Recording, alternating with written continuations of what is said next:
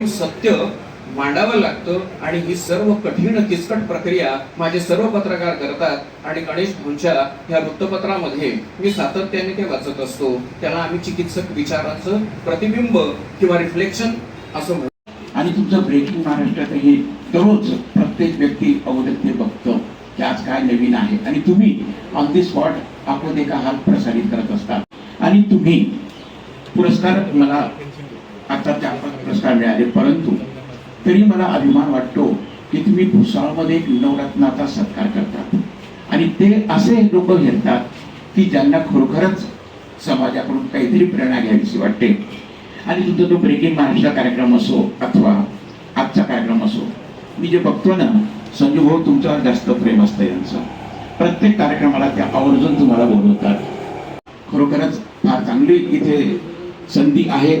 तुझं भविष्य उज्ज्वल आहे, असं तुझी बढती होत राहो अशी मी माझ्यातर्फे, माझ्या परिवारातर्फे आणि ललवाणी ॲग्रो टुरिझम मंदिया रेस्टॉरंटतर्फे तुम्हाला शुभेच्छा देतो.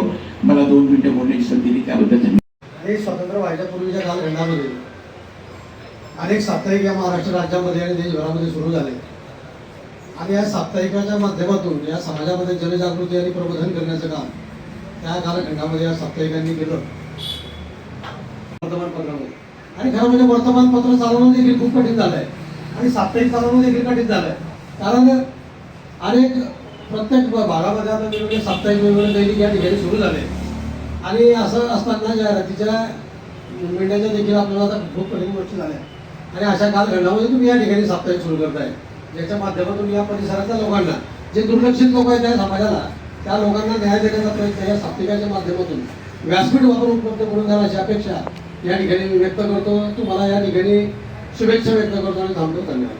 खरं तर गणेश वाघ यांची देहबोली आणि त्यांचं कार्य नेहमीच आव्हानात्मक आम्हाला दिसून आलं आहे आणि आजच्या इलेक्ट्रॉनिक युगामध्ये त्यांनी प्रिंट मीडियाचं हे मोठं कार्य हाती घेतलं आहे.